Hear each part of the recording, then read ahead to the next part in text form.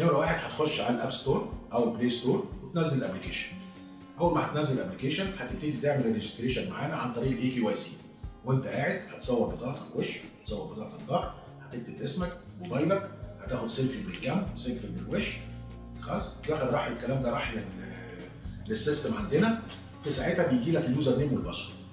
جات لك اليوزر نيم والباسورد، هتفتح الابلكيشن هتلاقي الشاشه لايف على الموبايل وعلى الويب، اسعار لحظيه مجانا لغايه اخر السنه، لغايه 31/12 الاسعار دي مجانا. هتروح عن طريق تلدا تعمل ايداع لحظي باي مبلغ، ب 10 جنيه، ب 100 جنيه، ما عندناش اي حد ادنى، مفيش اي حد ادنى للمحفظه، ولكن في حد اقصى للمحفظه 10000 لو هتخش البرنامج التحفيزي عشان تاخد فيها تعوض خسارتك او تضاعف مكسبك. لكن طبعا ممكن تحط اكتر من 10000 زي ما انت عايز، 10 مليون مفيش مشاكل. فانا لا عندي حد ادنى ولا حد اقصى. عملت الايداع، هتبتدي تشتغل على الشاشه وتبتدي تبيع وتشتري. هتبيع وتشتري ازاي؟ عندك معلومات وعندك خبره معقوله انك تاخد القرار بنفسك معاك. عايز تاخد معلومات اخرى بتلاقيها موجوده عندنا على الفيديوهات اللي موجوده كلها، توتوريال وبيعلمك يعني ايه تحليل فني ويعني ايه تحليل مالي، قيمه الدخل، كل ده هتلاقيه موجود على الفيديوهات اللي موجوده على الويب سايت عندنا. طيب مش عايز تخش وتقرا اثناء الجلسه، احنا زي ما قلنا 24/7 اور شغالين على طول كاستمر سبورت. اثناء الجلسه عن طريق الويب سايت، عن طريق الايميل، عن طريق الاس ام اس، عن طريق الواتساب، بيجي لك ديورنج الجلسه الكبسوله. الكبسوله قلنا اللي هي احنا قرينا التحليل الفني وقرينا التحليل المالي وبنقول لك تعمل ايه. هتعمل ايه؟ هتخش على السهم سي اي بي على سعر 49 جنيه، اول ما يجيب 49 جنيه تبتدي تشتري. لو هو فوق او هو اقل ما تشتريش، لازم تشتري على 49 جنيه. طيب هقعد قدام الشاشه اتفرج عليها، مديك امكانيات بتاعت الاوامر السمارت ومديك اوامر الستوب لوس والتيك بروفيت. سيادتك هتروح اول ما يجي لك الاوردر بتاع 49 جنيه او الكبسوله بتاعت انك تشتري 49 جنيه، هتروح داخل قايل له انا ال 10000 بتوعي دول عايز اشتغل منهم 7000 جنيه، اشتري السي اي بي على 49 جنيه. امتى تنزل الاوردر للسوق؟ اول ما يجيب اخر سعر 49. بالمناسبه انا مش عندي اخر سعر بس، احنا عندي فيري كومبليكيتد.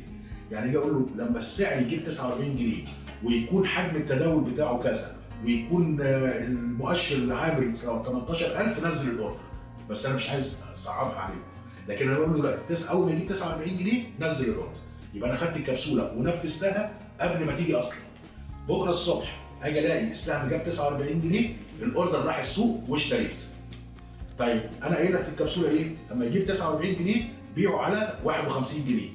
اول ما حضرتك هتشتريه ولقيته في المحفظه عندك، هتروح جايب الاوردر ده ال 7000 السهم اللي انت اشتريته ب 7000 جنيه، وتيجي تقول له اما حط لي اوردر بيع 5000 سهم او 1000 سهم السي اي بي اول ما يجيب 51 جنيه.